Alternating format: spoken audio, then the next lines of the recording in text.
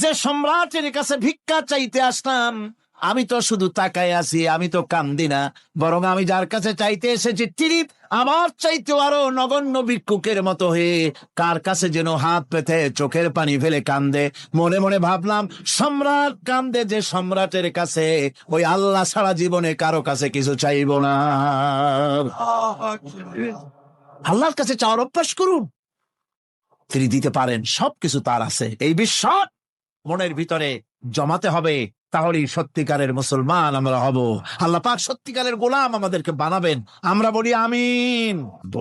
জান্নাতের মধ্যে একটি প্রবাহমান ঝর্ণা আছে, আল্লাহর বান্দারা সেখান থেকে পান করতে পারবে। সেই ঝর্ণা থেকে তৃষ্ণা নিবারণ করবে এবং নিজেদের ইচ্ছে মতো তারা এই ঝর্ণার শাখা প্রশাখা নিজেদের এরিয়া পর্যন্ত নিয়ে যেতে পারবে। এমন একটা ঝর্ণা থাকবে যেখানে আল্লাহর বান্দারা, আল্লাহ পাক বলছেন আইনাই ইয়াশরাবু বিহা ইবাদুল্লাহ, আল্লাহর বান্দারা, আল্লাহর গোলামেরা সেখানে তাদের তৃষ্ণা মিটাবে এমন ঝর্ণা আছে। ওই ঝর্ণার কাছে যাওয়ার দরকার নাই, তাদের ইঙ্গিতে ইচ্ছা অনুযায়ী তাদের ঘরের দরজা পর্যন্ত যেখানে খুশি সেখানের শাখা প্রশাখা প্রবাহিত করে নিতে তারা সক্ষম হবে। মুমিন বান্দার গুনাবলী বলতে গিয়ে, মুমিন বান্দার গুনাবলী বর্ণনা করতে গিয়ে আল্লাহ রাব্বুল আলামিন বলেছেন, ওয়া ইবাদুর রাহমানিল্লাযীনা ইয়ামশুনা আলাল আরদি হাওনা। রহমানের বান্দা হলো তারা যারা জমিনের উপরে চলাফেরা করার সময় বিনয়ের সাথে চলাফেরা করে, তারা হচ্ছে রহমানের বান্দা। কার বান্দা? রহমানের বান্দা। আদর করে আল্লাহ বলছেন বান্দা, গোলাম। শয়তান নিজে অভিশপ্ত হওয়ার পর এর প্রতিশোধ নেওয়ার জন্যে আল্লাহ পাকের দরবারে বলেছিল, আয় আল্লাহ, তোমার যেই বান্দাগুলির কারণে, তোমার যেই বান্দার কারণে আমার ইবাদতগুলি নষ্ট হয়ে গেল, আমি অভিশপ্ত হয়ে গেলাম, ওই বান্দাগুলিকে লোভ দেখিয়ে আমি যেমনে পারি সবগুলিকে আমি গোমরাহ করে দেব, পথভ্রষ্ট করে দেব। আল্লাহ পাকের জবাবে বললেন, ইন্না ইবাদি লাইসা লাকা আলাইহিম সুলতান ইল্লা মান ইত্তাবাকা মিনাল গাওয়িন। আমার বান্দাদের উপরে তোমার কোনো কর্তৃত্ব নাই। আমার বান্দা, আদর করে আল্লাহ পাক বলছেন, আমার বান্দাদের উপরে তোমার কোনো কর্তৃত্ব নাই। তবে হ্যাঁ, যারা তোমার কথা মান্য করবে তারা অবশ্যই গোমরাহ হয়ে যাবে, পথভ্রষ্ট হয়ে যাবে। কিন্তু আমার সত্যিকারের বান্দা যারা, তাদের উপরে তুমি গোমরাহি, তাদেরকে তুমি পথভ্রষ্ট করতে পারবে না, তাদের উপরে তোমার কোনো কর্তৃত্ব নাই। ভাইরা আমার, হযরত ঈসা আলাইহিস সালামের ব্যাপারে, হযরত ঈসা আলাইহিস সালামকে খ্রিস্টানেরা তারা বলেছে, ওয়াকালাতিন নাসারাল মাসীহু ইবনুল্লাহ। মসিহ হচ্ছে কার ছেলে? নাউযুবিল্লাহ। বলেন সবাই নাউযুবিল্লাহ। তাকে যখন আল্লাহর ছেলে বলা হলো, আল্লাহর পুত্র বলা হলো, রব্বুল আলামিন তার জবাবে বললেন, ইন হুয়া ইল্লা আবদুন আনআমনা আলাইহি।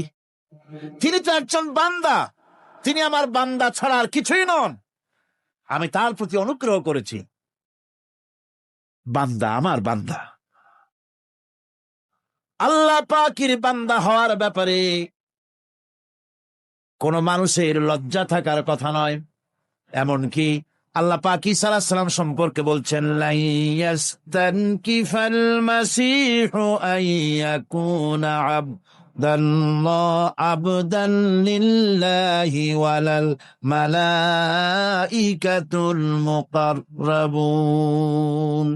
মসিহ আল্লাহর বান্দা, তাতে কখনো বিন্দু মাত্র লজ্জা তিনি পোষণ করেন নাই যে আমি আল্লাহর বান্দা, আল্লাহর গোলাম। এটা একটা কথা হইল? এরকম লজ্জা তিনি পোষণ করেনি। এমনকি তার নিকটবর্তী ফেরেশতা যারা, তারাও আল্লাহর বান্দা, গোলাম হওয়ার জন্য তাদের ভিতরে কোনো লজ্জা নাই। যারা নাকি আল্লাহর গোলাম, এই ব্যাপারে যাদের মধ্যে লজ্জার সৃষ্টি হয়, আল্লাহর গোলাম এটা কেমন কথা, বান্দা হওয়াটা কেমন কথা, যারা গোলামীকে অস্বীকার করে তাদের সম্পর্কে আল্লাহ পাক বলছেন, ওয়া মাইয়াস্তানকিফ আন ইবাদাতিহি ওয়া ইয়াস্তাকবির ফাসায়াহশুরুহুম ইলাইহি জামিআ। কেউ যদি আল্লাহর বন্দেগী করার ব্যাপারে লজ্জা পোষণ করে, যদি লজ্জার কারণ মনে করে, অহংকার করে, গৌরব করে, তাহলে তারা পালাবে কোথায়, যাবে কোথায়? আমি কিয়ামতের দিন সবগুলিকে এক জায়গায় করে ফেলবো। সুতরাং আল্লাহ পাকের গোলামিতে আল্লাহ যে বান্দা বলে যখন ডাকেন, লজ্জার কোনো কারণ নাই। অহংকার যে করবে সে নিজেকে ধ্বংস করবে। আল্লাহ পাক সব নবীদেরকে নিজের বান্দা বলেছেন। নবীরা কি আল্লাহ পাকের বান্দা। হযরত ইউসুফ আলাইহিস সালাম সম্পর্কে আল্লাহ পাক বলছেন, কাযালিকা লিনাসরিফা আনহু আস-সুআ ওয়াল ফাহশা ইন্নাহু মিন ইবাদিনাল মুখলাসিন। এরূপই ঘটল যাতে আমি ইউসুফ আলাইহিস সালামকে, আমার বান্দা, তাকে আমি নির্লজ্জতা ইত্যাদি থেকে আমি রক্ষা করেছি। নিশ্চয়ই হযরত ইউসুফ ছিল আল্লাহ পাকের বান্দা, আল্লাহ পাকের আব্দ। রাসূল করিম সাল্লাল্লাহু আলাইহি ওয়াসাল্লাম তিনি হচ্ছেন সর্বশ্রেষ্ঠ আল্লাহর পয়গম্বর। তার থেকে শ্রেষ্ঠ নবী আর কি কেউ আছে? জোরে বলেন, আছে? তার থেকে মাহবুব, তার থেকে শ্রেষ্ঠ আল্লাহর কাছে আর কেউ নাই। সেই নবীকে আল্লাহ রাব্বুল আলামিন কোরআনে কারীমের ভিতরে তাকে আব্দ বলেছেন। কি বলেছেন? অনেকগুলি আয়াত আছে যে আয়াতের ভিতরে আল্লাহ পাক তার নাম নেন নাই, নবী বলেন নাই, রাসূল বলেন নাই, শুধু বলেছেন আব্দ। যেমন ফাআওহা ইলা আবদিহি মা আওহা। অতঃপর তার বান্দার নিকট যা ওহী করার ছিল তা তিনি করলেন। সেই বান্দাকে মুহাম্মদ সাল্লাল্লাহু আলাইহি ওয়াসাল্লাম। অন্য আয়াতে আল্লাহ পাক বলছেন, وأنه لما قام عبد الله يدعوه كادوا يكونون عليه لبدا। আর এই আল্লাহর বান্দা যখন নামাজ পড়তে দাঁড়িয়ে গেল, আল্লাহকে ডাকার জন্য যখন দাঁড়ালো, তখন লোকেরা তার উপরে ঝাঁপিয়ে পড়লো। ঝাঁপিয়ে পড়ার জন্য প্রস্তুতি গ্রহণ করলো। এখানে আব্দ বলা হয়েছে কাকে? মুহাম্মদ সাল্লাল্লাহু আলাইহি সাল্লামকে। এভাবে করে অন্য এক আয়াতে আল্লাহ পাক তার হাবিবকে আব্দ বলছেন, বান্দা বলতেছেন, ইন কুনতুম ফি রাইবিম মিম্মা নাযালনা আলা আবদিনা। আমার বান্দার উপরে যে কিতাব নাজিল করেছি তাতে যদি তোমাদের কোনো সন্দেহ হয়, এই যে আমার বান্দার উপরে, ওই বান্দা কে? বলেন সবাই, মুহাম্মদ রাসূলুল্লাহ সাল্লাল্লাহু আলাইহি ওয়াসাল্লাম। অন্য আয়াতে বলা হচ্ছে, তাবারাকাল্লাযী নাযালাল ফুরকানা আলা আবদিহি লিয়াকুনা লিল আলামিনা নাযীরা। অতীব বরকতপূর্ণ সেই মহান সত্তা যিনি তার বান্দার উপরে ফুরকান নাজিল করেছেন। কে সেই বান্দা? মুহাম্মদ সাল্লাল্লাহু আলাইহি ওয়াসাল্লাম। মেরাজের ঘটনা বলতে গিয়ে আল্লাহ রাব্বুল আলামিন বলতেছেন, সুবহানাল্লাযী আসরা বিআবদিহি লাইলাম মিনাল মাসজিদিল হারামি ইলাল মাসজিদিল আকসা। পবিত্র সেই মহান সত্তা যিনি তার বান্দাকে ইসরা করিয়েছেন। কে সেই বান্দা? মুহাম্মদ রাসূলুল্লাহ সাল্লাল্লাহু আলাইহি ওয়াসাল্লাম। সুতরাং আবদিয়াত, ইবাদত, গোলামি, এটা হচ্ছে মানুষের জীবনের সবচেয়ে বড় মর্যাদাকর খেতাব আল্লাহর পক্ষ থেকে আল্লাহর বান্দা হওয়া। গোলামি পরিপূর্ণরূপে হবে কেবলমাত্র আল্লাহ পাকের। এই গোলামির জন্যই আল্লাহ পাক আমাদেরকে সৃষ্টি করেছেন, অন্য কোনো কাজে আমাদেরকে সৃষ্টি করেন নাই। সেই জন্য আমাদেরকে গোলামি করতে হবে, আনুগত্য করতে হবে কেবলমাত্র কার বলুন তো?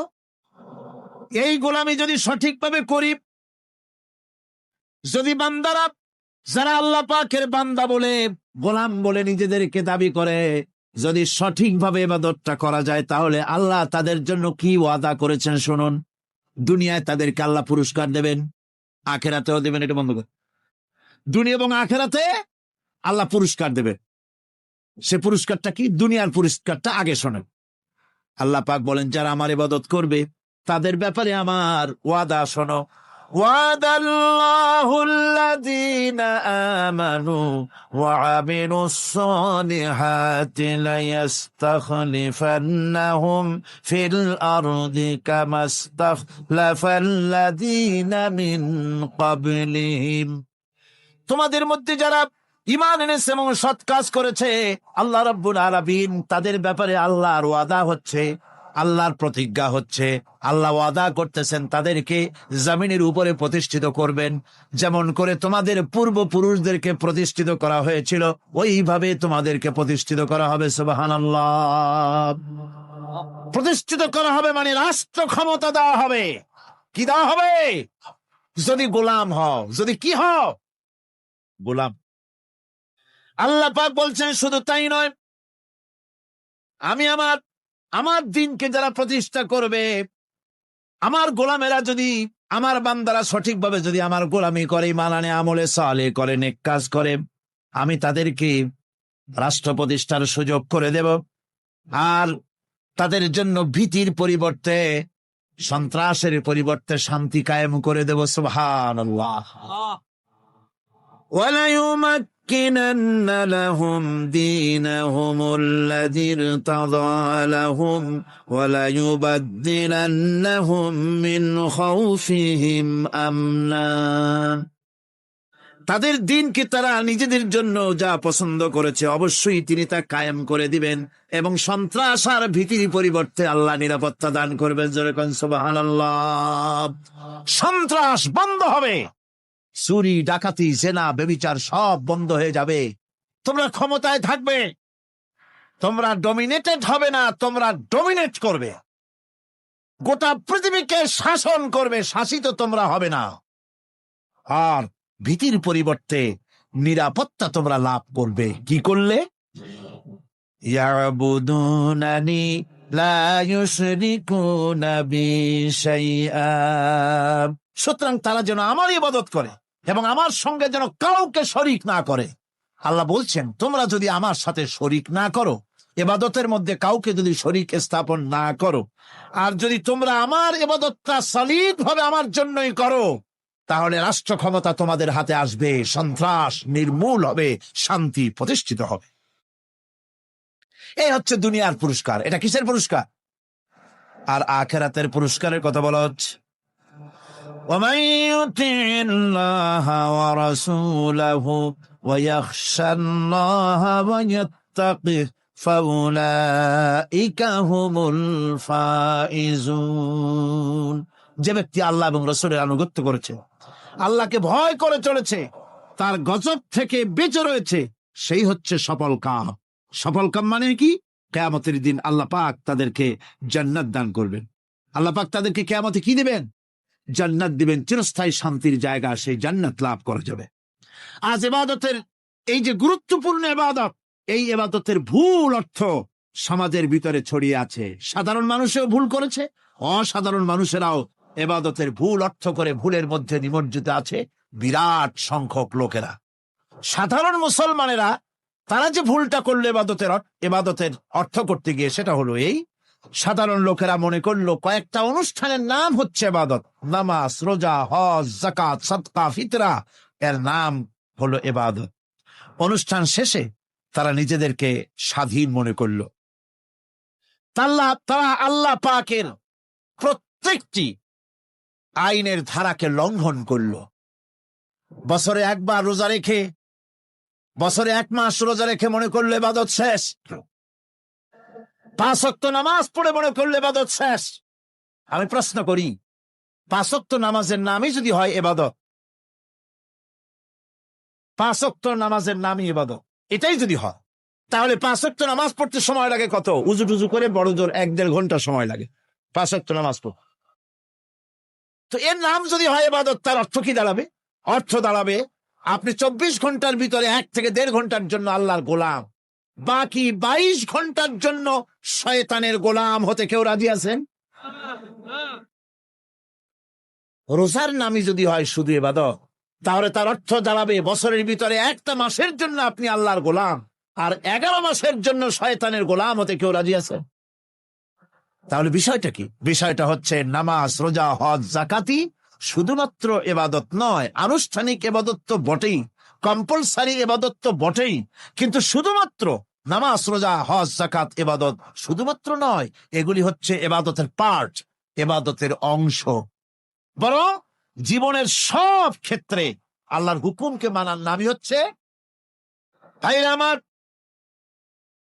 একদিকে নামাজ রোজা করছি, অন্যদিকে আল্লাহর আইনের প্রতিটি ধারাকে লঙ্ঘন করে চলছে, মিথ্যা ওয়াদা করে, মিথ্যা কথা বলে, সুদ খায়, ঘুষ খায়, জেনা করে, এরপরে অন্যের হক নষ্ট করে, প্রতিবেশীর হক নষ্ট করে, হারাম মাল খায়, হকদারের হক নষ্ট করে, প্রতিবেশীর হক নষ্ট করে, জিন্দা মুর্দা মানুষকে নিজের জন্য শক্তিধর বলে মনে করে, এক টুকরা রুটির জন্য অথবা এক ফোঁটা, এক ঘটি পানির জন্য কাফেরের কাছে হাত পেতে দাঁড়ায় থাকে। এই যদি অবস্থা হয়, এটাই যদি হয় ঈমান, আর এটার নামই যদি হেফাজত হয়, তাহলে এই পৃথিবীর মুসলমানের আজ লাঞ্ছিত কেন? আল্লাহর ওয়াদা কি মিথ্যা? নাউযুবিল্লাহি মিন যালিক। আমাদের ইবাদত যদি ঠিক হয়, যদি সত্যিকারের ইবাদত যদি আমরা করে থাকি, তাহলে ক্ষমতায় ইমানদারেরা নাই কেন? বিশ্ব জুড়ে মুসলমানেরা লাঞ্ছিত কেন? তাহলে বুঝতে হবে ইবাদতের মধ্যে বিরাট গরমিল করে ফেলেছি, ঠিক কিনা? লক্ষ্য করুন, যেই লোকটা হজ করতেছে, উমরা করতেছে, নামাজ পড়তেছে, মসজিদ মাদ্রাসায় চান্দা দিতেছে, ওই লোকটি আবার ব্যাংকের থেকে সুদের টাকা নিয়ে ব্যবসা চালাইতেছে। ব্যবসা ঠিক রাখার জন্য, ইনকাম ট্যাক্স ফাঁকি দেওয়ার জন্য ব্যবসায়ীরা 2 ধরনের 3 ধরনের খাতা মেনটেন করছে। কথা ঠিক কিনা? মিথ্যা কথা বলছে, ঘুষ দিতেছে, বেশি করে বিদ্যুতের বিল যাতে না আসে সেজন্য যারা বিদ্যুৎ লাইনে আছে তাদেরকে পয়সা দিয়ে ম্যানেজ করতেছে, ঠিক কিনা? আমি পার্লামেন্টে বলেছি বিদ্যুৎ বাইরের থেকে আনতে হবে না, ঘুরে ঘুরে আবার বিদ্যুতের কথা আসে। বিদ্যুৎ আনা লাগবে না, কারণ আমার দেশে চাহিদা হচ্ছে 2500 মেগাওয়াট, সেখানে 1800 মেগাওয়াট আমাদের আছে। আরেকদিকে 4টা বিদ্যুৎ প্রকল্প বন্ধ হয়ে আছে। ওই 4টি বন্ধ হওয়া প্রকল্প যদি চালু করা যায়, তাহলে 2900 মেগাওয়াট বিদ্যুৎ উৎপাদিত হতে পারে বলে বিশেষজ্ঞরা বলেছে। তাহলে আমাদের উদ্বৃত্ত 400 মেগাওয়াট থেকে যাবে। এইটাকে বাইরের থেকে আনার কোনো দরকার নাই। বিদ্যুতের অপচয় বন্ধ করুন, বিদ্যুতের চুরি বন্ধ করেন। মিল কল কারখানা যাদের আছে, লক্ষ লক্ষ টাকা বিদ্যুৎ বিল হয়, কিন্তু লাইনম্যানদের সঙ্গে ম্যানেজ করে গভর্নমেন্টকে ফাঁকি দেওয়া হচ্ছে, ঠিক কিরকম? তোমার নামাজের দাম কি? তোমার হজের 4 পয়সা দাম নাই। তুমি রাষ্ট্রকে ফাঁকি দিয়েছ, তুমি জনগণকে ফাঁকি দিয়েছ, তুমি দেশের শত্রু। টেলিফোনের বিল 1000 টাকা, লাখ টাকার বেশি বিল হয়, লাইনম্যানের সঙ্গে ম্যানেজ করে 500, 700, 2000 টাকা দিয়ে সারিয়ে দেয়, ঠিক কিনা? এরা জাতির শত্রু, দেশের শত্রু। এদেরকে ফায়ারিং স্কোয়াডে নিয়ে ক্রাশ ফায়ার করে উড়ায় দেওয়া উচিত। এরা দেশের দুশ্মন। আজ সিস্টেম লসের নাম দিয়া বিদ্যুৎ চুরির আরেক ব্যবস্থা করা হয়েছে। সিস্টেম লস করে ওনারা নিজেরা, আর এর ভোগান্তি জনগণকে করতে হয়। কসাইয়ের মতো ছুরি দিয়া জবাও করে জনগণের কাছ থেকে সিস্টেম লসের চার্জ আদায় করা হয়। আমি পার্লামেন্টে বলেছি, মাননীয় স্পিকার, সিস্টেম লস এই নামটা উঠায় দেন, এই প্রথা বন্ধ করে দিন। বিদ্যুৎ ধার করা লাগবে না, আল্লাহ আমাদের দেশে যথেষ্ট দিছে, কোনো জিনিসের অভাব নাই। এখানে গ্যাস আছে, তেল আছে, বিদ্যুৎ আছে, পাট আছে, চা আছে, নাই কি? অন্তত 8.5 কোটি টাকার কাগজ গুদামের মধ্যে বন্দী হয়ে আছে। ভারতকে খুশি করার জন্য সে দেশ থেকে কাগজ এনে খবরের কাগজ ছাপানো হচ্ছে, আর 8.5 কোটি টাকার কাগজ নষ্ট হয়ে যাচ্ছে, আমার দেশের কাগজ। সুতরাং বলতেছিলাম, একথাই বলতেছিলাম, যে ঈমান আল্লাহর গোলাম হতে হলে ভুল করে বসেছি ইবাদতের অর্থ করতে, শুধু নামাজ রোজা হজ যাকাত মাজারে কিছু চান্দা দেওয়া, আগরবাতি মোমবাতি চাদর একটা দিয়া, পীর সাহেবরে 10,000 টাকা চান্দা দিয়া মোছে তেল মাইখা দাঁত বাইর করে হাসেন। বেহেশতে তো গেছি, আর দেরি কথা। বেহেশত তুমি যাবা, এত সহজ? দেশকে ফাঁকি দিছ, দেশকে ফাঁকি দিয়েছ, জনগণকে ফাঁকি দিয়েছ, নিজের মেয়েকে ফাঁকি দিয়েছে। বিবাহের সময় টাকা পয়সা দিয়া বিবাহ টিবাহ করায় দিল। ব্যবসা, ধানি সম্পত্তি, বাড়ির সম্পত্তি সব ছেলেদেরকে দিয়ে দিল, মেয়েটারে ফাঁকি দিয়ে দিল। দেয় না এরকম? ফুপুকে ফাঁকি দিল, বোনকে ফাঁকি দিল। এরপরে মোনাজাত করে সবে বরাতে, আল্লাহ আমারে বেহেশত দিও। ফেরেশতারা কয়, মর তুই আগে, বেহেশত তোরে কেমনে দেয় ভালো করে দেখাই দেবো। বেটা তুই যাবি বেহেশতে? এত সোজা? ওটা মামু বাড়ির বারান্দা নাকি? এত সহজ ন। সুতরাং সাধারণ মানুষ মারাত্মক ভুল করেছে এখানে। নামাজ রোজা হজ যাকাত ইবাদত, আর কিছুকে ইবাদত মনে করে নাই। আপনার চাকরি আপনার ইবাদত, চাকরিতে ফাঁকি দেওয়া যাবে না। আপনি সুস্থ মানুষ, মেডিকেল লিভ নিয়ে ওয়াজ মাহফিল অথবা কোনো ইজতেমায় যাওয়া যাবে না, কোনো চেল্লা দিতে যাওয়া যাবে না। মেডিকেল লিভ নিয়ে আপনি সুস্থ মানুষ, কেন আপনি মেডিকেল লিভ নিচ্ছেন? আপনি ফাঁকি দিতে পারবেন না। সরকারি চাকরি করেন, মিল কল কারখানায় চাকরি করেন, ফরজ নামাজ পড়েছেন ভালো কথা, সুন্নত পড়েছেন ভালো কথা, নফল পড়বেন না। জোহরের নফল পড়া বাদ দিন। যদি আপনি চাকরিজীবী হন, চাকরি করেন, ওটাই ইবাদত। এর নাম ইসলাম, এর নাম ইসলাম। গভর্নমেন্ট যে বেতন দেয় সেই বেতনের উপরে সন্তুষ্ট থাকুন, ঘুষ খাইয়েন না। যদি বেশি বেতন লাগে গভর্নমেন্টের কাছে দাবি জানান যে আমাদের বেতন বাড়ায় দাও। ঘুষ খাবেন কেন? হারাম। জোরে কোন এটা কি? এই ঘুষের টাকা মাজারে দিয়া, পীরেরে দিয়া আল্লাহরে খুশি করবেন, এত সহজ না, এত সহজ না। মা খালাকতুল জিন্না ওয়াল ইনসা ইল্লা লিয়াবুদুন। মানুষ আর জিন জাতিকে আমি সৃষ্টি করেছি আমার গোলামির জন্য। কার গোলামি? ওই গোলামির পূর্ণাঙ্গ নমুনা যদি জানতে চাই, পূর্ণাঙ্গ নমুনা দৃষ্টান্ত লাগবে। কাকে অনুসরণ করব? পূর্ণাঙ্গ ইবাদতের আল্লাহর গোলামির পূর্ণাঙ্গ নমুনার জন্য কোরআনে কারিমে দৃষ্টান্ত সেট করা হয়েছে। হযরত ইব্রাহিম আলাইহিস সালামের আল্লাহ পাক বলেন, ইয ক্বালা লাহু রাব্বুহু আসলিম ক্বালা আসলামতু লিরাব্বিল আলামিন। তার অবস্থা এই ছিল। কার? ইব্রাহিম আলাইহিস সালাম। তার অবস্থা এই ছিল যে তার রব যখন তাকে বললেন আনুগত্যের মস্তককে অবনত করে দাও, তিনি বললেন, আমি আমার বিশ্বপালকের সামনে মাথাটা নত করে দিলাম। সুবহানাল্লাহ। কোন শর্ত ছাড়াই মাথা নিচু করে দিলাম। এই পন্থায়, তিনি যে পন্থাটা অবলম্বন করেছিল, এই পন্থায় চলার জন্য তার সন্তানদেরকেও তিনি হুকুম করেছিলেন। ووصى بها إبراهيم ببنيه ويعقوب يا بني إن الله اصطفى لكم الدين فلا تموتن إلا وأنتم مسلمون।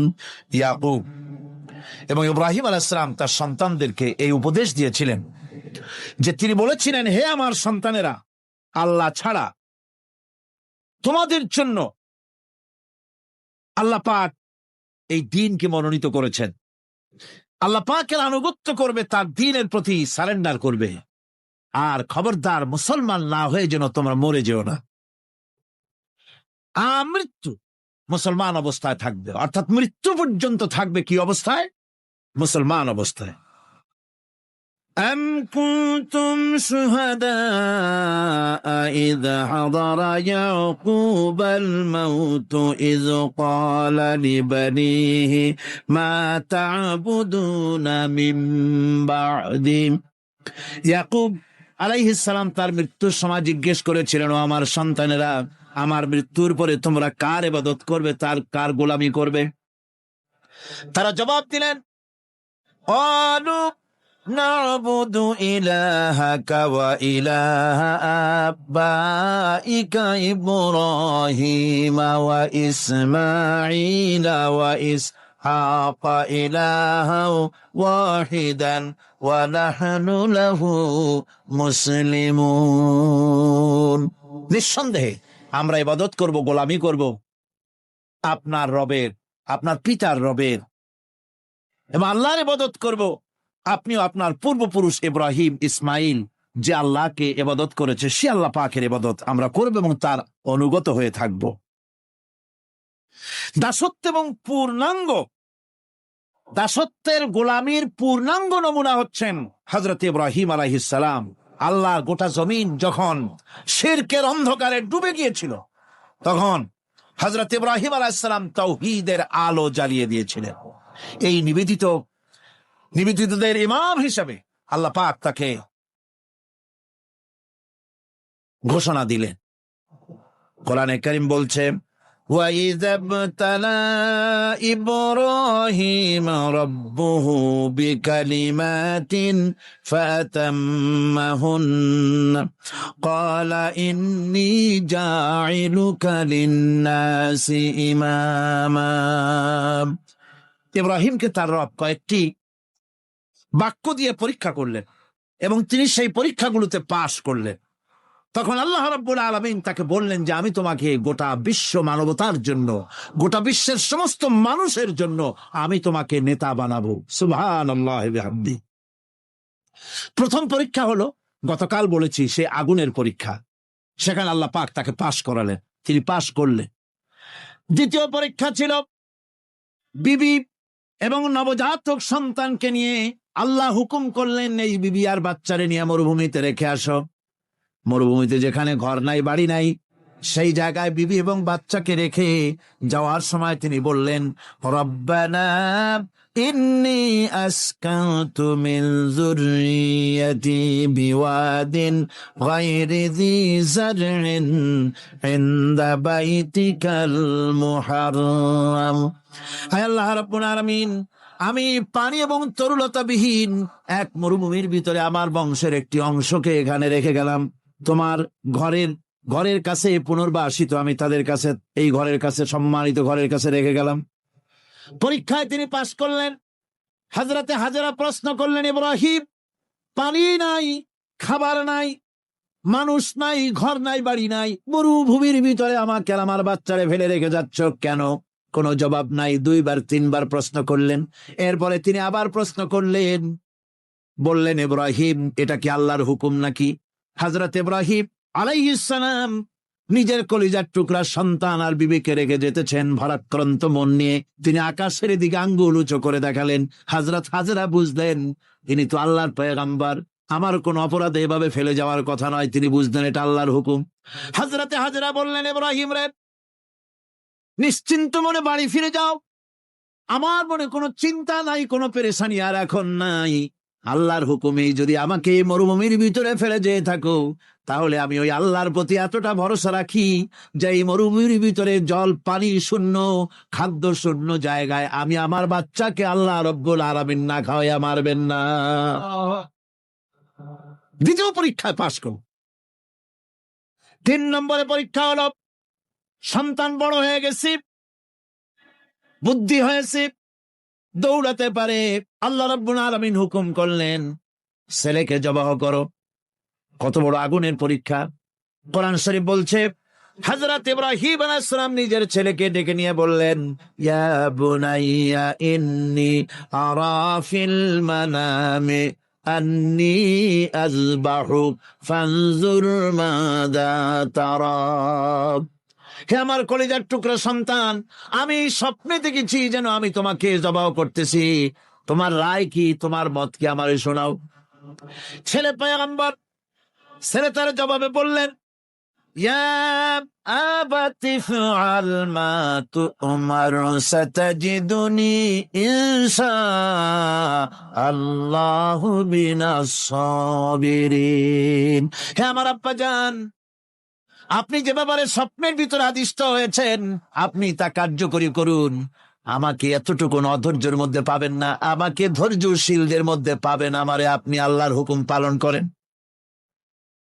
আল্লাহ পাক শোনাচ্ছেন, ফালাম্মা আসলামা ওয়া তাল্লাহু লিল জাবিন। পিতা পুত্র দুজনই রাজি হয়ে গেল। পিতা তার ছেলেকে কাত করে গলার উপরে ছুরি ধরেছেন। আল্লাহ রাব্বুল আলামিন ইসমাইল জবাই হোক এটা আল্লাহ চান নাই, আল্লাহ চেয়েছেন পরীক্ষা করতে। পরীক্ষায় ইব্রাহিম পাশ হয়ে গেলেন। আল্লাহ পাক বলছেন, ওয়ানাদাইনাহু আইয়া ইব্রাহিম ক্বাদ সাদ্দাকতার রুইয়া ইন্না কাযালিকা নাজজিল মুহসিনিন। আমি ইব্রাহিমকে ডেকে বললাম, ইব্রাহিম তুমি তোমার স্বপ্নকে বাস্তবে রূপ দিয়েছো, আর এভাবেই করি আমি মুহসিনিনদেরকে পুরস্কৃত করে থাকি। আল্লাহ পাক খুশি হলেন। আল্লাহ পাক বললেন, ইন্না হাযা লাবালাউল মুবিন। নিঃসন্দেহে এটি একটি বিরাট পরীক্ষা ছিল। ঠিক কিনা গণ? আল্লাহ নিজে বলছেন এটা একটি বিরাট পরীক্ষা, আজিম ইমতিহান। সে ইমতিহানে তিনি পাশ করলেন। পরীক্ষায় উত্তীর্ণ হওয়ার জন্য রব্বুল আলামিন পুরস্কার দিয়া দিলেন। আল্লাহ পাক বললেন, সালামুন আলা ইব্রাহিম। পড়েন সবাই, সালামুন আলা ইব্রাহিম। ইব্রাহিমের প্রতি আল্লাহ পাক বললেন, ইব্রাহিমের প্রতি সালাম রইল। সুবহানাল্লাহি ওয়া বিহামদিহি। ইবাদত এর আনুগত্যের এই উৎকৃষ্ট দৃষ্টান্ত স্থাপনের পর আল্লাহ পাক তার গোটা বিশ্বের মুসলমানদেরকে কিয়ামত পর্যন্ত ইব্রাহিম আলাইহিস সালামকে জাতির পিতা বানায়া দিলে। সুবহানাল্লাহ কইতে ইচ্ছা করে না? এইরকমের পরীক্ষা কোন পিতারা দিতে পারছে নাকি? গোটা বিশ্বের সমস্ত মানব মণ্ডলীর জন্য আল্লাহ পাক ইব্রাহিম আলাইহিস সালামকে কিয়ামত পর্যন্ত জাতির পিতা হিসাবে ঘোষণা করেছেন। সুবহানাল্লাহ। মিল্লাতা আবিকুম ইব্রাহিম হুয়া সাম্মাকুমুল মুসলিমিন। তোমরা তোমাদের পিতা ইব্রাহিমের মিল্লাতের উপর প্রতিষ্ঠিত হও। আল্লাহ পাক বলছেন, তোমাদের পিতা ইব্রাহিমের মিল্লাতের উপরে প্রতিষ্ঠিত হও, আর আল্লাহ তোমাদের নাম রেখেছে মুসলমান। তোমরা হচ্ছে মুসলমান। আমাদের পরিচয়, ওই যে পরিচয়ের কথা আগে হয়ে গেছে, আমাদের পরিচয় আমরা মুসলমান। আমাদের পরিচয় কি? মুসলমান। এটা প্রথম পরিচয়। ইবাদতের পূর্ণাঙ্গ মাপকাঠি হিসেবে আল্লাহ পাক হযরত ইব্রাহিম আলাইহিস সালামকে দুনিয়াবাসীর সামনে পেশ করেছে। কোরআন বলছে, ইহুদি এবং খ্রিস্টানেরা মুসলমানদেরকে বিভ্রান্ত করতে চায়। তারা বলে, ওয়াকালু কুনু হুদান আও নাসারা তাহতাদু কুল বাল মিল্লাতা ইব্রাহিমা হানিফা ওয়া মা কানা মিনাল মুশরিকিন। ইহুদিরা বলে, ইহুদি হও তবেই তোমরা সঠিক পথ পাবা। খ্রিস্টানেরা বলে, খ্রিস্টান হও তবেই তোমরা সঠিক পথ প্রাপ্ত হবে। আল্লাহ পাক বলছেন, এদের সকলকে বলে দাও, বরং তোমরা সব পরিত্যাগ করে মিল্লাতে ইব্রাহিমের ভিতরে শামিল হয়ে যাও। এটাই মুক্তির পথ, এটাই নাজাতের পথ, এটাই আল্লাহর পথ। সুবহানাল্লাহি ওয়া বিহামদিহি। এমনকি রাসূল কারীম সাল্লাল্লাহু আলাইহি ওয়াসাল্লামকে আল্লাহ পাক বলেছেন, আনিত্তাবি মিল্লাতা ইব্রাহিম হানিফা। চারদিক থেকে মুখ ফিরিয়ে এনে মিল্লাতে ইব্রাহিমের ভিতরে শামিল হয়ে যাও, তারই অনুসরণ করো। রাসূল কারীম সাল্লাল্লাহু আলাইহি ওয়াসাল্লাম ইবাদত বা আনুগত্যের সর্বোৎকৃষ্ট নমুনা হওয়ার কারণে ইব্রাহিম আলাইহিস সালাম সম্পর্কে হুজুর বলেছেন, ইন্না ইব্রাহিমা খায়রুল বারিয়া, রাওয়াহু মুসলিম। হুজুর সাল্লাল্লাহু আলাইহি ওয়াসাল্লাম বলেছেন, ইব্রাহিম হচ্ছেন জগতের সর্বোত্তম ব্যক্তি। সুবহানাল্লাহ। সুতরাং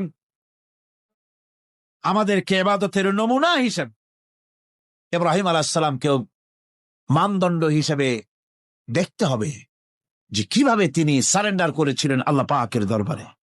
এখন আমি আপনাদের সামনে বলতে চাই, মানুষের জীবনে সবচাইতে বড় দুটি চাহিদা আছে। একটা হচ্ছে খাদ্য, আর একটা হচ্ছে নিরাপত্তা। একটা খাদ্য, আর একটা কি?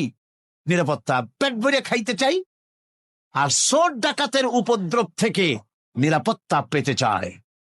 আইন শৃঙ্খলা পরিস্থিতির উপরে যখন পার্লামেন্টে আলোচনা হচ্ছিল, আমি তখন বলেছি, মাননীয় স্পিকার, আমার দেশের সাধারণ ভোটারদের বড় কোনো আশা আকাঙ্ক্ষা নাই। তারা কোনোদিন বলে না যে আমাদের গুলশানে বাড়ি দিতে হবে, সকলে আমাদেরকে মঙ্গল গ্রহে অফিস বানায় দিতে হবে, বাসেরও গাড়ি দিতে হবে, এগুলি তারা দাবি করে না। যারা ভোট দেয়, কষ্ট করে, মিছিল করে, এই সাধারণ জনগণের দাবি হচ্ছে মিনিমাম দাবি, খুবই কম। তাদের দাবি হলো মোটা সুতার কাপড় চাই, ইজ্জত ঢাকার জন্য, পেট ভরে খেতে চাই, পোলাও কোরমা বিরিয়ানির দরকার নাই, আর আশ্রয়ের জন্য ছোট্ট একটু ঘর চাই, চোর ডাকাতের উপদ্রব থেকে নিরাপত্তা চাই। কথা ঠিক কিনা? আমি বললাম, স্পিকার সাহেব, আজ পর্যন্ত যতগুলি গভর্নমেন্ট এসেছে বাংলাদেশে, প্রত্যেকটি গভর্নমেন্ট আমার দেশের জনগণের এই ন্যূনতম দাবি, এই আশা পূরণ করতে ব্যর্থতার পরিচয় দিয়েছে। কেউ পারে নাই। যারাই গেছে তারাই তাদের নিজেদের আখের গোছাবার চেষ্টা করেছেন। সব নিজেকে নিয়ে ব্যস্ত, নিজের লোকদের নিয়ে ব্যস্ত, জনগণ নিয়ে চিন্তা নাই।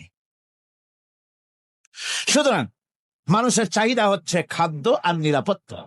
আমরা কি খাদ্য আর নিরাপত্তা সত্যি কি চাই? চাই। খাদ্য যদি চাই ক্ষুধার সময়, নিরাপত্তা যদি চাই ভীতির সময়, আল্লাহ রাব্বুল আলামিন বলেন কোন গভর্নমেন্ট দিতে পারবে না, দুনিয়ায় কেউ দিতে পারে নাই, পারবেও না। ক্ষুধার সময় যদি খাদ্য চাও, ভীতির সময় যদি নিরাপত্তা লাভ করতে চাও, তাহলে ফালইয়াবুদু রাব্বা হাযাল বাইত, এই ঘরের মালিকের ইবাদত কর। কোন ঘর? কাবা ঘর। বলেন কোন ঘর? কাবা ঘর। কাবা শরীফের মালিকের ইবাদত কর। তাহলে কি হবে? আল্লাযী আত'আমাহুম মিন জু'ইন ওয়া আমানাহুম মিন খাউফ। এই ঘরের মালিকের ইবাদত যদি করো, তাহলে ক্ষুধার সময়ে তিনি তোমাদেরকে খেতে দিবেন, আর ভীতির সময় তিনি তোমাদের নিরাপত্তা দান করবেন। এ ওয়াদা কার? চিল্লায় বলেন ওয়াদা কার? আল্লাহ পাকের ওয়াদা বিশ্বাস হলো না, এমনই পোড়া কপালের মুসলমান। নির্বাচন যখন আসলো, সলিমউদ্দিন সাহেব আসতেন মঞ্চের উপরে, পরিচয় করানো হচ্ছে।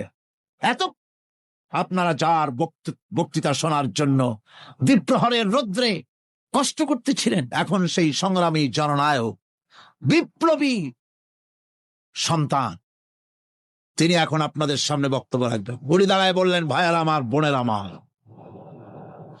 আমি এবার বোতল মার্কা বাক্স নিয়ে দাঁড়াইছি, আমারে সকলে মিলে ভোট দেন। এবার যদি ক্ষমতায় যেতে পারি, না খাইয়া কেউ মরবেন না, কিন্তু কি খাইয়া মরবে তাও কয়নি। মানুষেরা এই কথাগুলি বিশ্বাস করলার সমানে ভোট দিল। হায় রে কপাল! আল্লাহ বললেন, আমার ইবাদত কর, আমার গোলামি কর জীবনের সব জায়গায়, তাহলে ক্ষুধার সময় খাইতে পারবি আর ভীতির সময় নিরাপত্তা পাবি। আল্লাহর কথাটা বিশ্বাস হইল না। এই নামাজ পড়ার মুসলমানের দাম আছে? কোন দাম আছে? এ রোজা খাওয়ার দাম আছে? এ মুসলমান দাবি করেন দাম আছে? আল্লাহ রাব্বুল আলামিন তিনি পরিষ্কার করে বলছেন, এই ঘরের মালিকের ইবাদত করো, তিনি ক্ষুধার সময়ে খেতে দিবেন, আর তিনি তোমাদেরকে ভীতির সময় নিরাপত্তা দান করবেন। চাউলের অভাব হবে না, পাটের অভাব হবে না, খাদ্যের অভাব হবে না, কারণ দুটি জিনিস যদি তোমরা করতে পারো, খাবারের অভাব হবে না। ওয়ালাউ আন্না আহলাল কুরা আমানু ওয়াত্তাকাউ লাফাতাহনা আলাইহিম বারাকাতিন মিনাস সামাই ওয়াল আরদ। দেশের লোকেরা, জনপদের লোকেরা যদি দুইটা কাজ করে, এক নম্বরে হলো আমার উপরে ঈমান আনবে, দুই নম্বরে হলো আমাকে ভয় করার নীতি অবলম্বন করে যদি চলে, তাহলে ওই দেশের মানুষের জন্য আকাশ আর জমিনের সব বরকতের দরজা আমি আল্লাহ খুলে দেব। আল্লাহর ওয়াদা। আল্লাহ পাকের নিকট মানুষের সবচাইতে বড় দাবি কি? আল্লাহর কাছে মানুষের সবচাইতে বড় দাবি কি করতে পারেন? আল্লাহ পাকের কাছে মানুষের শ্রেষ্ঠ দাবিটা আল্লাহ নিজেই শিখাই দিয়েছেন। আমার কাছে দাবি কর, ইহদিনাস সিরাতাল মুস্তাকিম। আয় আল্লাহ, একটা সোজা একটা সরল রাস্তা আমারে দাও, একটা সহজ পথ আমারে দাও। এই কথা সূরা ফাতিহা দাবি করার পর আল্লাহ রাব্বুল আলামিন এই অভিনন্দনের জবাবে, 7টা বাক্যের অভিনন্দনের জবাবে আল্লাহ রাব্বুল আলামিন 30 পারা কোরআন শরীফ নাজিল করে দিলেন। সূরা ফাতিহার এই সওয়ালের জবাবে আল্লাহ পাক বললেন, ওয়া আনি'বুদুনি হাযা সিরাতুম মুস্তাকিম। সোজা রাস্তা চাও, আমার গোলামি করো, ইবাদত করো। সব জায়গায় ইবাদত, গোলামি করাই লাগবে। আমার কাছে সোজা রাস্তা চাও, সোজা রাস্তা হলো আমার গোলামি করা। কার গোলামি? বেহেশতে যেতে চান? আমি আস্তে জিগেলাম বলে আপনারও আস্তে জবাব দিলেন। বেহেশতে যেতে চান? সুবহানাল্লাহ। এমন কোন মানুষ আছে নাকি যে বেহেশতে যেতে চায় না, মদ খোর যাইতে চায়? আমরা সবাই বেহেশতের আশা করি, ঠিক কিনা? আল্লাহ রাব্বুল আলামিন বলেন, বেহেশতে যদি যেতে চাও তাহলেও ইবাদত করা লাগবে, ইবাদত ছাড়া জান্নাতে যাওয়া যাবে না। ফাদখুলি ফি ইবাদি ওয়াদখুলি জান্নাতি। সর্বপ্রথম আমার বান্দার মধ্যে দাখিল হয়ে যা, আমার গোলামির মধ্যে দাখিল হওয়া, আমার গোলাম হয়, এরপরে আমার জান্নাতে চলে যা। আগে গোলাম হবি, তারপরে কোথায় যাবি? জান্নাতে যাবে। আগে গোলাম হ, আগে গোলামির খাতায় নাম লেখা, আগে সত্যিকারের আমার বান্দা হ, গোলাম, এরপরে জান্নাতে যাওয়া যাবে। জান্নাতে যাইয়া আল্লাহর সাথে কি দেখা করতে চাই? আল্লাহর সাথে দেখা করতে চাই। আল্লাহ রাব্বুল আলামিন বলেন, ফামান কানা ইয়ারজু লিকা রাব্বিহি ফালইয়ামাল আমালান সালিহান ওয়া লা ইউশরিক বিইবাদাতি রাব্বিহি আহাদা। তোমাদের মধ্যে যদি কেউ আল্লাহর সঙ্গে, তার রবের সঙ্গে যদি কেউ দেখা করতে চায়, তাহলে সে যেন ভালো ভালো কাজ করে, নেক কাজ করে, আর তোমার রবের সাথে অর্থাৎ আল্লাহ রব্বুল আলামিনের সাথে ইবাদতের মধ্যে যেন কাউকে শরীক না করেন। শিরক যদি না করো, খাঁটি গোলাম, খাঁটি বান্দায় যদি পরিণত হতে পারো, কিয়ামতের দিন আল্লাহ রব্বুল আলামিনের সঙ্গে দিদার নসিব হয়ে যাবে। এই গোলামি করব কতদিন? কতদিন গোলামি করব? এই প্রশ্নের জবাবে আল্লাহ রাব্বুল আলামিন কোরআনে কারীমের মধ্যে জবাব দিয়ে দিয়েছেন, ওয়া'বুদ রাব্বাকা হাত্তা ইয়াতিয়াকাল ইয়াকিন।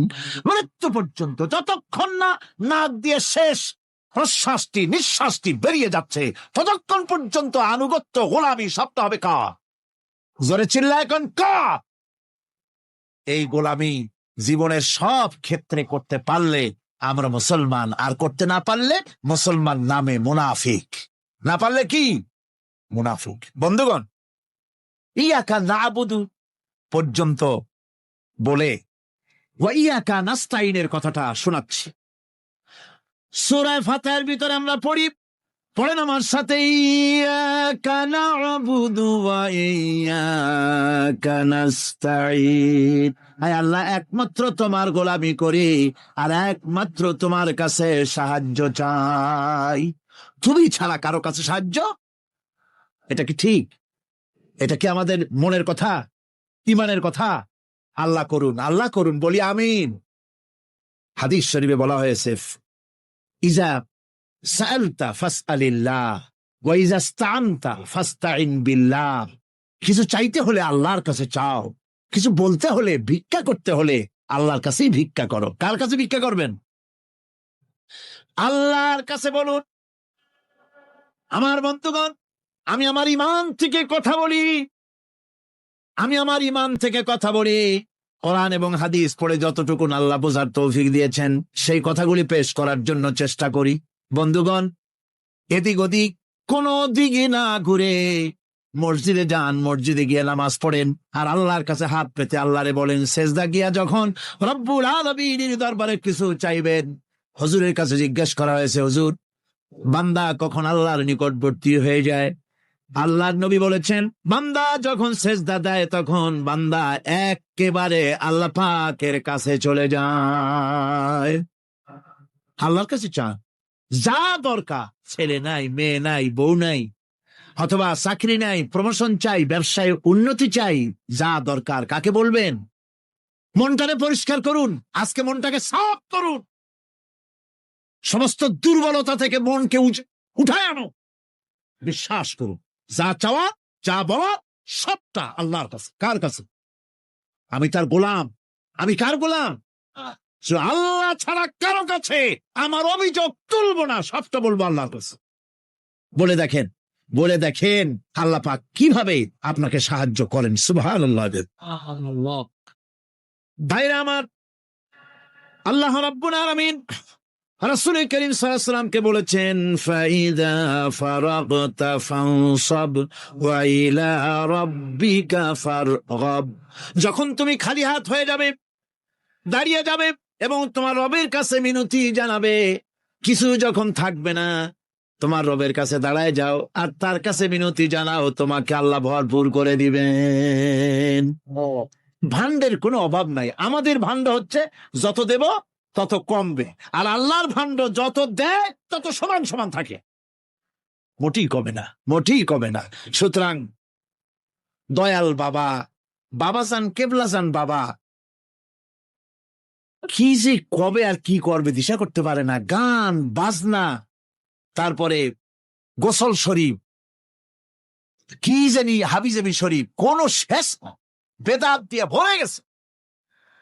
এগুলি বিশ্বাস করবেন না, বিদআত খারাফা, এর সাথে মুসলমানের কোন সম্পর্ক নাই। গান বাজনার সাথে মুসলমানের কোন সম্পর্ক। হাতে কতগুলো ঢোল নিয়ে তারপরে মাজারের কাছে গিয়ে ঢোল বাজে, কবরের কাছে মাথায় কতগুলো চুল, দাঁতে ময়লা, মোষগুলা ঠোঁট দুইটা ঢাইকিয়া দাড়ির কাছে এসে পড়ছে। হায় হায় রে, এই রকমের মোষ আমি মাঝে মধ্যে চিন্তা করি যে দই খায় কেমনে এরা। গাঁজা মদ খাইয়া এগুলো মাজার মধ্যে গিয়ে পড়ে থাকি, আর কি জানি আছে ওইটারে ঘষে এলো আর বলে মদিনা যাব কেমনে, মদিনা যাব কেমন। তুই মদিনা যাবি কেমনে? মদ খেয়ে গাঁজা খেয়ে তুই যাবি মদিনায়? একটা কথা হইলো? তোর নাপাক কদম আল্লাহ পাকের আরতে মুকাদ্দাসে উঠতে পারে না। বদকার, জিনাকার, শারাবি, কাবাবি আল্লাহ পাকের নাফরমান। কতগুলা শালু কাপড় গায়ে দিয়া, মাথায় কতগুলা চুল রাখিয়া, তারপরে গ্রামের নামে শরীফ। আশ্চর্য কথা, এই গ্রামের নাম শরীফ, ওই গ্রামের নামের মাথায় গিয়া শরীফ। শরীফ তো মক্কা শরীফ, মদিনা শরীফ, কোরআন শরীফ, হাদিস শরীফ। আর শরীফের দরকার নাই।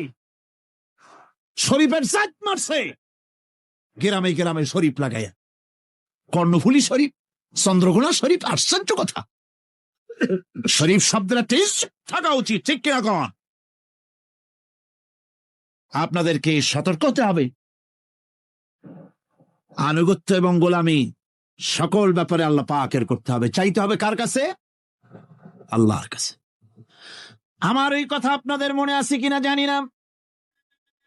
সম্রাট শাহজাহানের সময় এক ফকির, এক ভিক্ষুক ভিক্ষা করে বেড়াতো।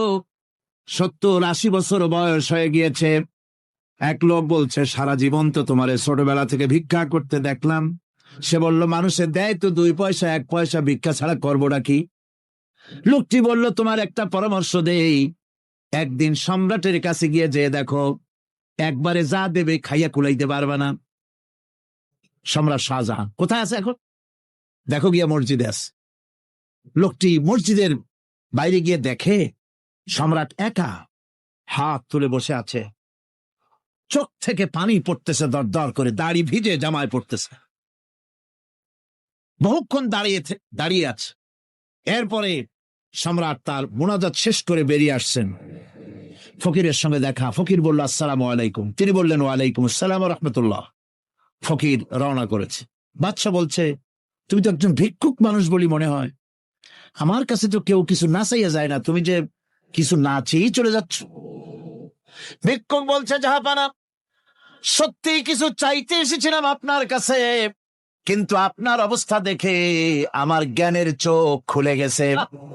আমি দেখতে পেলাম আমি যে সম্রাটের কাছে ভিক্ষা চাইতে আসলাম, আমি তো শুধু তাকায় আছি, আমি তো কান্দি না, বরং আমি যার কাছে চাইতে এসেছি তিনি আমার চাইতে আরো নগণ্য ভিক্ষুকের মতো হয়ে কার কাছে যেন হাত পেতে চোখের পানি ফেলে কান্দে। মনে মনে ভাবলাম, সম্রাট কান্দে যে সম্রাটের কাছে, ওই আল্লাহ ছাড়া জীবনে কারো কাছে কিছু চাইব না। আল্লাহর কাছে চাওয়ার অভ্যাস করুন, তিনি দিতে পারেন, সবকিছু তার আছে। এই বিশ্বাস মনের ভিতরে জমাতে হবে, তাহলেই সত্যিকারের মুসলমান আমরা হব। আল্লাহ পাক সত্যিকারের গোলাম আমাদেরকে বানাবেন, আমরা বলি আমিন। আজকে আমি বেশি কথা বলবো না, কারণ আজকে হলো পবিত্র এক রাত। অনেকে রোজা রেখেছেন, আবার সারা রাত অনেকে ইবাদত করবেন। সুতরাং সেই পথে আমি আর অন্তরায় সৃষ্টি করতে চাই না। আজকের মতো ইয়াকা নাবুদু ওয়া ইয়াকা নাস্তাইন আজকের মতো শেষ করা হলো। 2 দিন ধরে ইয়াকা নাবুদের উপরে, ইবাদতের উপরে 2 দিনে যে আলোচনা করলাম, আল্লাহ করালেন। আমি আশা করি ইবাদতের একটা ক্লিয়ার কনসেপশন আপনাদের তৈরি হওয়ার কথা ইনশাআল্লাহ। হয়েছে কিনা? আল্লাহ পাক কবুল করুন, জোরে বলে আমিন। আমি যা বুঝাতে চেষ্টা করেছি কোরআন দিয়ে, আল্লাহর কোরআনকে কোরআন দিয়ে বুঝাতে চেষ্টা করেছি, ঠিক কিনা? আল্লাহ পাক আমাদেরকে কবুল করুন, আমরা যেন ইবাদত বুঝি, জোরে কোন আমিন।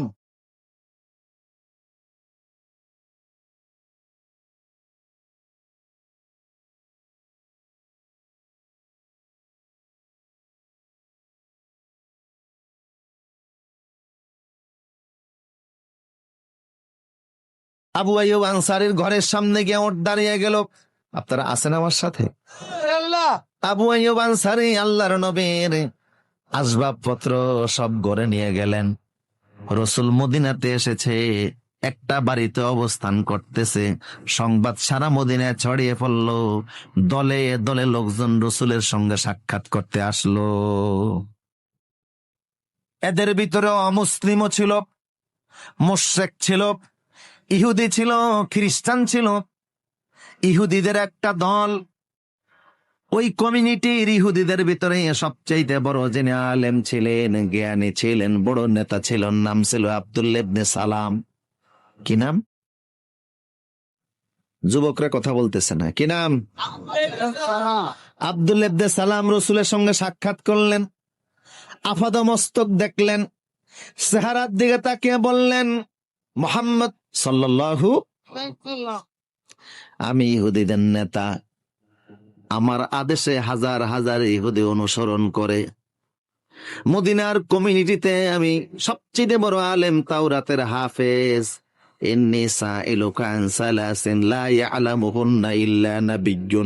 আমি আপনাকে 3টি প্রশ্ন করব। আমার বিশ্বাস নবী সারা পৃথিবীর কেউ এই 3টি প্রশ্নের অ্যান্সার জানে না। একমাত্র নবীরা এই 3টি প্রশ্নের অ্যান্সার বলতে পারবে, পৃথিবীর আর কেউ পারবে না। আপনি যদি সত্যিকার অর্থে রাসূল হবেন, নবী হবেন, তাহলে আমার প্রশ্নের জবাব দিন। রাসূল বললেন, তুমি প্রশ্ন করো। তিনি বললেন, আমার প্রথম প্রশ্ন হলো, আউয়ালু আশরাতুস সাআ মা হিয়া? মা হিয়া আউয়ালু আশরাতুস সাআ? কিয়ামত তো হবেই, পৃথিবী ধ্বংস তো হবেই, সাধারণ পৃথিবী আসমান জমিন সহকারে সব ধ্বংস হয়ে যাবে। কিন্তু কিয়ামত ধ্বংস, পৃথিবী ধ্বংস হওয়ার আগে কিছু কিছু আলামত ঘটবে। কিয়ামত, পৃথিবী ধ্বংস হওয়ার আগে বড় বড় কিছু আলামত সংঘটিত হবে। তার ভিতর থেকে পৃথিবী ধ্বংসের, কিয়ামতের বড় বড় আলামতের প্রথম আলামতটা কি? দ্বিতীয় প্রশ্ন, ইয়া রাসূলুল্লাহ, আউয়ালু তুআমিন ইয়াকুলু আহলুল জান্নাহ? জান্নাতের সেই প্রথম খাদ্য কি, যেটা জান্নাতীরা প্রবেশ করেই খাবে? তৃতীয় প্রশ্ন হলো, মা হিয়া ইয়ানজাউল ওয়ালাদু ইলা আবিহি ওয়া ইলা উম্মিহি? কখন সন্তান তার মায়ের মতো হয়, কখন সন্তান তার বাবার মতো হয়? রাসূল বললেন, আব্দুল্লাহ ইবনে সালাম, তুমি এখন আমারে প্রশ্ন করেছো, কিছুক্ষণ আগে জিব্রাইল তোমার প্রশ্নের অ্যান্সার গুলি আমারে জানিয়ে দিয়ে গিয়েছে। তোমার প্রশ্ন হচ্ছে কিয়ামতের প্রথম আলামত কি? আছেন আপনারা? কিয়ামত তো হবেই, এটাকে অস্বীকার করার কোনো সুযোগ, কিন্তু কবে হবে, কখন হবে, ইন্নাল্লাহা ইনদাহু ইলমুস সাআ, সেটা আল্লাহ ভালো জানেন। জিব্রাইল রাসূলুল্লাহকে প্রশ্ন করেছে, ও রাসূল কিয়ামত কখন হবে আপনি বলেন। রাসূল বলছিলেন, মাল মাসউলু আনহা বিআলাম মিনাস সাইল। জিব্রাইল আমি জানি না, আপনি জানলে বলেন। কিয়ামত কবে হবে সেই দিন তারিখ জানা নাই, তবে যেদিন পশ্চিম দিক থেকে সূর্য উদিত হবে তার 120 বছর পরে কিয়ামত হবে। আল্লাহু আকবার বলেন। আমার প্রিয় সদীপ, জিব্রাইল বলল, আব্দুল্লাহ ইবনে সালাম বলল, হে রাসূল কিয়ামত তো হবেই, কিন্তু কিয়ামত সংঘটিত হওয়ার আগে যে বড় বড় আলামত গুলি ঘটবে তার প্রথম আলামতটা কি? রাসূল বললেন, প্রথম আলামত হলো ওহিয়া নারুন তাহশুরুন নাসা মিনাল মাশরিকি ইলাল মাগরিব। কিয়ামতের প্রথম আলামত হলো পূর্ব দিক থেকে একটা আগুনের কুণ্ডলী বের হবে, আগুনের ধোঁয়া বের হবে, জাপান থেকে বের হবে। কোন দিক থেকে? এই আগুনের কুণ্ডলী ভারত, পাকিস্তান, চীন, মঙ্গোলিয়া সহকারে বাংলাদেশ সহ এই পূর্বাঞ্চলের মানুষদেরকে তাড়ায়া পশ্চিম দিকে নিয়ে যাবে। আল্লাহু আকবার। এমন এক আগুন পূর্ব দিক থেকে আল্লাহ বের করে দিবেন যে আগুনকে নিবানোর মতো ক্ষমতা পৃথিবীর কারো থাকবে না। এখন তো নিমতলিতে আগুন লাগলে বন্ধ করা সম্ভব, পানি ডাললে আগুন নিভে যায়, লঞ্চের মধ্যে আগুন লাগলে সেটাও নিবানো সম্ভব, বিমানের মধ্যে আগুন লাগলো নিবানো সম্ভব। কিন্তু কিয়ামতের প্রথম আলামত হিসেবে যে আগুনটা আল্লাহ পূর্ব দিক থেকে বের করে দিবেন, ওই আগুনকে নিবানোর মতো ক্ষমতা পৃথিবীর কোনো ফায়ার সার্ভিসের নাই। এটা প্রথম আলামত। বুঝতেছেন কথা? তুমি প্রশ্ন করেছ, আউয়ালু তুআমিন ইয়াকুলু আহলুল জান্নাহ, জান্নাতি লোকেরা যখন জান্নাতে যাবে তখন জান্নাতে তো খাবারের কোনো অভাব নাই, ঠিক কিনা? আদমকে আল্লাহ বলছেন, ওয়াকুলা মিনহা রাগাদান, আদম যা খুশি তা খাও, যত ইচ্ছা তত খাও, কারণ বেশি খাওয়ার জায়গা হলো জান্নাত, কম খাওয়ার জায়গা হলো দুনিয়া। সুবহানাল্লাহ বলবেন না? আর আমরা এখন মনে করি না বেশি খাওয়ার জায়গাটাই দুনিয়া, তাই ইচ্ছা মতো খায়, নিজেরটাও খায়, পরেরটাও খায়।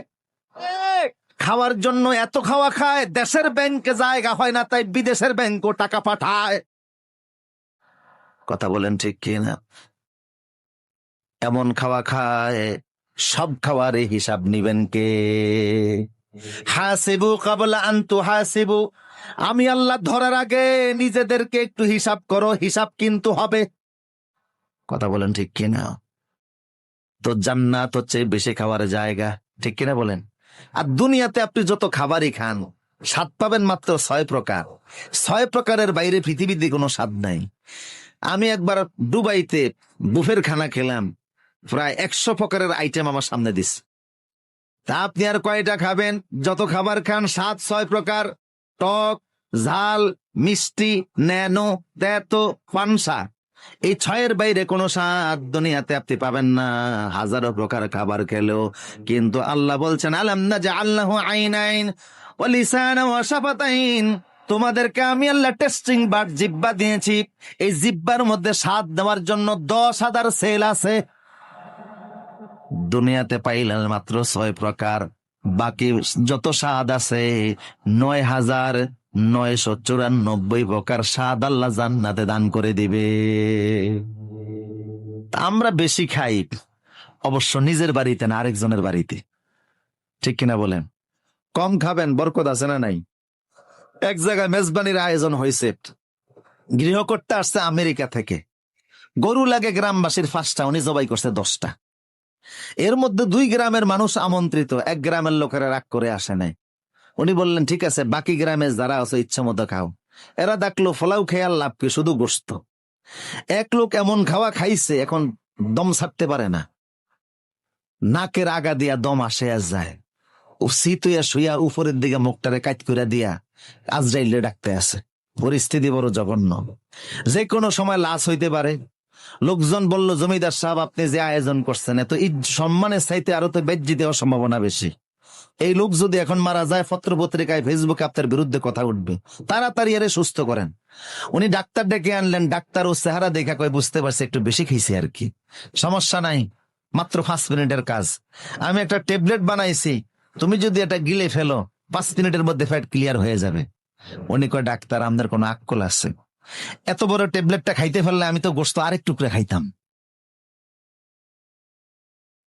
হযরতে ওমর মদিনাতে একজন ডাক্তার গিয়েছিল, মিশরের বাচ্চা মুকাউকাস মদিনাতে ডাক্তার পাঠাইছে মদিনার মুসলমানদের চিকিৎসার জন্য। 6 মাস চেম্বার খুলে ডাক্তার বসেছিল, কোনো রুগী তালাশ করে পায় নাই। ওমর কে বলল, ওমর তোমাদের মদিনার মুসলমানরা কেউ অসুস্থ হয় না? ওমর বলল, শোনো আমরা সেই জাতি যারা রসুলের সুন্নত তরিকায় খাবার খাই। লা নাকুলু হাত্তা নাজুয়া, আমরা খিদা না লাগলে খাই না, আবার খিদা থাকতে থাকতে খাবার পরিহার করি। রসুলের সুন্নত অনুযায়ী খাবার খেলে কঠিন রোগে আক্রান্ত হওয়ার কোনো সম্ভাবনা নাই। আমার প্রিয় সদে, কষ্ট হচ্ছে নাকি আপনাদের? আব্দুল্লাহ ইবনে সালাম, তুমি প্রশ্ন করেছো জান্নাতীদের প্রথম খাদ্য কি হবে? জান্নাতেতে কোনো খাবারের অভাব নাই, কিছু খাবার হবে ও উতুবি মুতাশাবিহা, দুনিয়ার খাবারের মতো কিছু খাবার থাকবে, দেখলে চিনা যাবে এটা দুনিয়াতেও খাইছি। আবার কিছু খাবার থাকবে মালা আইনুন রাআত ওয়ালা উযুনুন সামিআত ওয়ালা খাতারা আলা কালবি বাশার, চোখেও দেখো নাই এমন হাজারো আইটেম জান্নাতে আছে না নাই? কিন্তু সর্বপ্রথম যে খাবারটা আল্লাহ জান্নাতীদের মুখের সামনে তুলে ধরবেন সেটা হলো কাবাতে হুত। কিছু মাছ আছে, দামি কিছু মাছ থাকবে জান্নাতে, ওই মাছের কলিজার পাশে অতিরিক্ত একটা অংশ থাকবে, এটা বড় দামি জিনিস, কলিজা না, মাছের কলিজার পাশে অতিরিক্ত চর্বিযুক্ত একটা অংশ থাকবে, ওই জিনিসটা এত স্বাদ হবে, ওইটা দ্বারা জান্নাতীদেরকে আল্লাহ সর্বপ্রথম আপ্যায়ন শুরু করবে। তোমার প্রশ্ন হচ্ছে, সন্তান কখন বাবার মতো হয়, সন্তান কখন মায়ের মতো হয়? অনেক সময় সন্তানদের চেহারা বাবা মার চেহারার কাছাকাছি হয় না?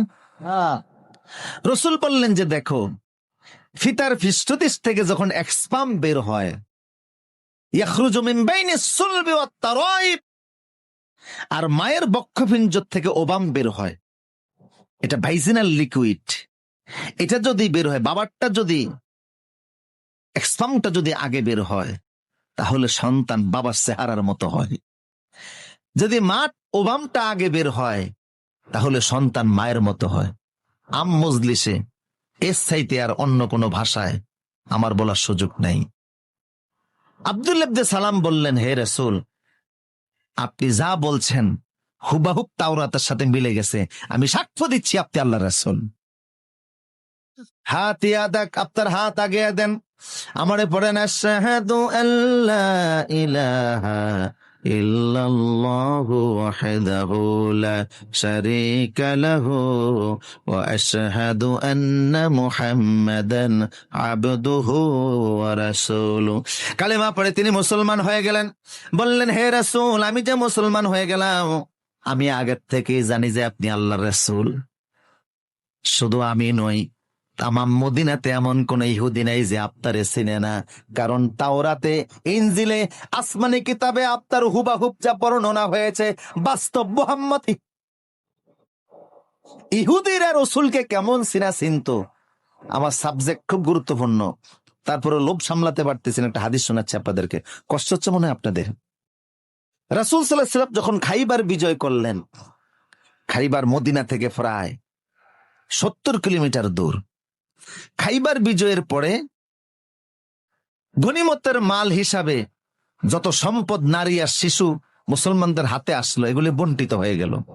এর মধ্যে কিছু নারীরা ছিল, তারাও সাহাবীদের মাঝে বন্টিত হলো। আপনারা বুঝতেছেন কথা? তার মধ্যে একজন নারী হযরত সাফিয়া রাদিয়াল্লাহু তাআলা আনহা, তিনি আমাদের আম্মা জান উম্মুল মুমিনিন, তিনি হযরত দাহিয়া কালবির ভাগে পড়ছেন।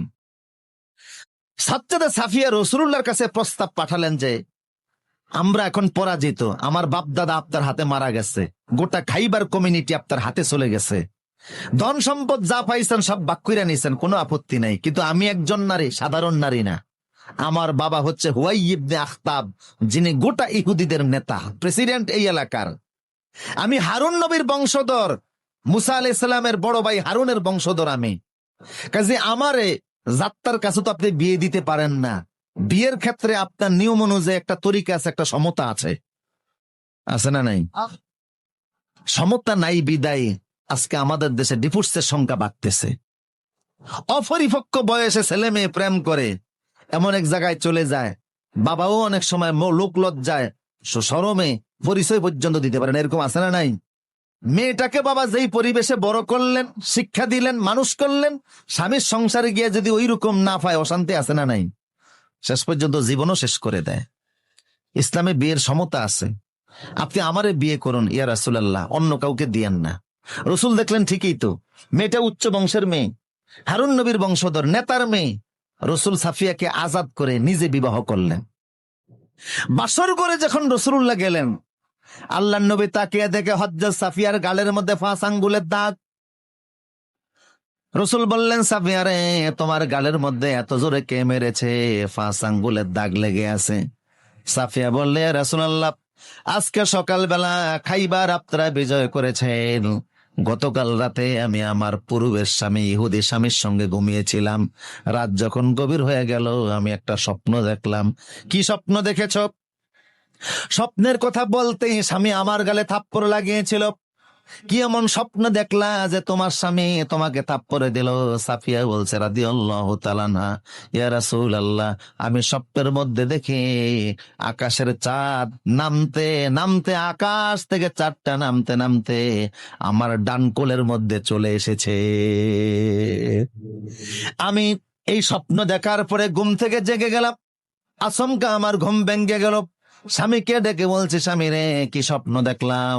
আকাশের চাঁদ আমার কোলের মধ্যে চলে এসেছে। স্বামীর শরীরে যেই পরিমাণ শক্তি ছিল, সমস্ত শক্তি একত্রিত করে আমার ডান গালে 5 আঙ্গুল দিয়ে একটা থাপ্পড় বসিয়ে দিয়ে বলল, আহারে, তোর নিয়ে আমার দুঃখ হয়, তুই তো আমার থাকবি না, তুই অচিরেই মুহাম্মদের স্ত্রী হয়ে যাবি। আমার ইহুদি স্বামী সেও বুঝতে পেরেছে এই চাঁদ পৃথিবীর আর কেউ হতে পারে না, এই চাঁদ হচ্ছে মুহাম্মদ সাল্লাল্লাহু আলাইহি সাল্লাম। আল্লাহু আকবার। ইয়ারিফুনাহু কামা ইয়ারিফুনা আবনাআহুম। ওরা ওদের সন্তানদেরকে এতটা চিনতো না, আপনি যে রাসূল তারা এইভাবে জানতো। বুঝতেছেন কিনা? প্রসূতি আব্দুল ইবনে সালাম বলছে, আপনি যে আল্লাহর রাসূল ওরা ভালো করে জানেন, কিন্তু ওরা গাদ্দারি করে, এদের পুরানো রীতি, ঠিক কিনা বলেন? এরা একদিনে পৃথিবীর 112 জন নবীকে হত্যা করেছে। এই ইহুদি জাত, পৃথিবীর এমন কোন মানুষ নাই, এমন কোন যুগ নেই যেই যুগে মানুষকে কষ্ট দেয় নাই। আজকের পৃথিবীতে এরা সবচেয়ে বেশি অশান্তির কারণ। ইউক্রেনে হামলা হয়েছে, আমি যুদ্ধ বন্ধ হইতে দোয়া করি নাই। এর আগে ইরাকে হামলা হয়েছে, দোয়া করছে। কথা কোন ঠিক কিনা? আফগানে হামলা হয়েছে, দোয়া করছে। কারণ ইউক্রেনের মূলত যুদ্ধ ইহুদি আর নাস্তিকদের যুদ্ধ। কথা বলেন ঠিক কিনা? 1991 সালে মার্কিন যুক্তরাষ্ট্রে একজন নাগরিক একটা বিড়ালকে হত্যা করেছিল। সেই অপরাধে ওই নাগরিকের বিরুদ্ধে মামলা হয়েছে মার্কিন যুক্তরাষ্ট্রে। $6,000 মার্কিন তার বিরুদ্ধে জরিমানা হয়েছে। বিড়াল হত্যার অপরাধে মার্কিন আদালতে বিচার হয়, $6,000 মার্কিন জরিমানা হয়। অথচ 2.5 বছরে ইতিহাসের জঘন্যতম নিকৃষ্ট পাপিষ্ঠ মিস্টার বুশ ইরাকে 18 লক্ষ মুসলমানকে হত্যা করেছে। তার বিরুদ্ধে মামলা, বিচার হওয়া তো দূরের কথা, মার্কিন আদালতে একটা মামলাও হয় নাই। কথা বলেন ঠিক কিনা? তোমাদের এই জাতিসংঘ, এটাকে আমরা খ্রিস্টান ক্লাব মনে করি, এছাড়া আর কিছু নয়। তবে দুঃখ লাগে, আজকের পৃথিবীর প্রায় 70% সম্পদ মুসলমানদের হাতে। 57টি স্বাধীন মুসলিম দেশ, তেল গ্যাস সহকারে আল্লাহ কি আমাদেরকে দেন নাই? আমরা ঐক্যবদ্ধ হলে কাফের মুশরিক পালিয়ে যাওয়ার রাস্তা খুঁজে পেত না। প্রসূতি ইম্পর্টেন্ট আলোচনা সামনে, একটু কষ্ট দিচ্ছি আপনাদেরকে, যদি একটু সামনের দিকে আসতেন। জায়গা কম হয়ে গেছে, হ্যান্ডেল বড় করলে ভালো হতো। আমানুল্লাহপুরের ভাইরা, যার যার আমানত নিয়ে সামনে আসেন, জুতা, মোবাইল, মানি ব্যাগ, চশমা, ছাতাও যদি থাকে, সামনের দিকে আসেন। একটু ফাঁকা জায়গাগুলি পূরণ করে সামনের দিকে আগে বসেন, যেহেতু দাঁড়ানো ভাইরা, পিছনের ভাইরা এসে বসতে পারে। শব্দ হবে না, আওয়াজ হবে না।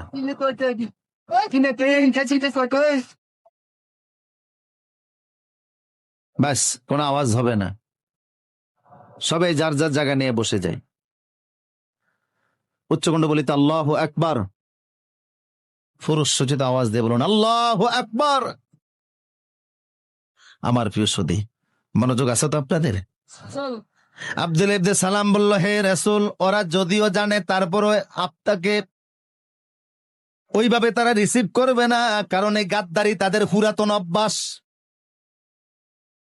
কিছুক্ষণ পরে ইহুদিরা আপনার সঙ্গে সাক্ষাতে আসবে, আমি একটু আড়ালে যাই, লুকিয়ে যাই, পর্দার আড়ালে যাই, আপনি ওদেরকে ইসলামের আহ্বান জানাবেন, এরপরে আমার সম্পর্কে জানতে চাইবেন, দেখেন ওরা কি বলে। আব্দুল ইবনে সালাম একটু পর্দার আড়ালে গেলেন। কিছুক্ষণের মধ্যে ইহুদিদের বড় একটা দল রসুলের সঙ্গে সাক্ষাৎ করতে আসলো। কথা বুঝতেছেন কিনা? আবু আইয়ুব আনসারীর ঘরে আসলো। ওরা আসার পরে সব ইহুদিদের কাল্লা রসুল বলেন, ও ইহুদিরা, বলি আহলাল কিতাব তাআলাউ ইলা কালিমাতিন সাওয়াইন বাইনানা ওয়া বাইনাকুম আল্লা না'বুদা ইল্লাল্লাহ। ও ইহুদিরা, তোমরা তো জানো আমি আল্লাহর রাসূল, এতে কোনো সন্দেহ নাই। আমি কোরআনের সাথে করে নিয়ে এসেছি, সর্বশেষ নবী হিসাবে এসেছে, রাসূল হিসাবে এসেছে। ঈসা এবং মূসা ওনারা আমার ব্যাপারে সত্যায়ন করেছেন, ভবিষ্যৎবাণী করে গেছেন যে আমি আসব। আমি যখন এসেই গেলাম, তোমরা আমার হাতে হাত রেখে কালেমা পড়ে মুসলমান হয়ে জান্নাতি হয়ে যাও। ইহুদিরা বলল, না, বাপ দাদার ধর্ম ছাড়বো না। রসুল বলেন, এটা তোমাদের ব্যক্তিগত ব্যাপার। কথা বুঝেন কিনা? তবে তোমাদের মধ্যে কাইফা ফিকুমুর রাজুল আব্দুল ইবনে সালাম, তোমাদের একজন নেতা আছে আব্দুল ইবনে সালাম, উনি কেমন মানুষ? সবাই বলল, ক্বালু হুয়া আখিয়ারুনা ওয়া আবুহু আখিয়ারুনা। আমাদের কমিউনিটির যিনি আব্দুল ইবনে সালাম যার নাম আপনি বললেন, উনি আমাদের মধ্যে সবচেয়ে শ্রেষ্ঠ মানুষ, ওনার বাবাও সবচেয়ে শ্রেষ্ঠ মানুষ। ও আলামুনা ও আলামু আবুনা, তার বাবা আমাদের সমাজের সবচেয়ে বড় আলেম, উনিও আমাদের সবচেয়ে সমাজের বড় আলেম। আমাদের কমিউনিটিতে ইহুদি পাড়ায় ওনার চাইতে বড় আলেম কেউ নাই, সব ওনার চাইতে ভালো মানুষ আর কেউ নাই। রসুল বলেন, আচ্ছা, সে আব্দুল ইবনে সালাম যদি কালেমা পড়ে মুসলমান হয়ে যায়, তোমরা কি মনে করো? কয়, আল্লাহ হেরে মাফ করুক। এটা জীবনও হতে পারে না, আমাদের নেতা বুঝে কালেমা পড়বে। এমন সময় পর্দার আড়ালে লুকানো থেকে আব্দুল্লাহ ইবনে সালাম সামনে এসে বললেন, ইহুদিরা তোমরা সাক্ষী থাকো, আশহাদু আল্লা ইলাহা ইল্লাল্লাহু ওয়াহদাহু লা শারীকা লাহু ওয়া আশহাদু আন্না মুহাম্মাদান আবদুহু ওয়া রাসূলুহু। আব্দুল্লাহ ইবনে সালাম কালেমার ঘোষণা দিলেন, আল্লাহু আকবার। এখন ইহুদিরা চিৎকার মেরে উঠলো, কয়, হুয়া শাররুনা ওয়া আবু শাররুনা, হে মোহাম্মদ, এর চাইতে নিকৃষ্ট মানুষ আমাদের সমাজে আর কেউ নাই, এর চাইতে মূর্খ লোক আর কেউ নাই। রসুল কয়, একটু আগে কইলা কি, এখন কও কি? কথা বুঝেন কি না?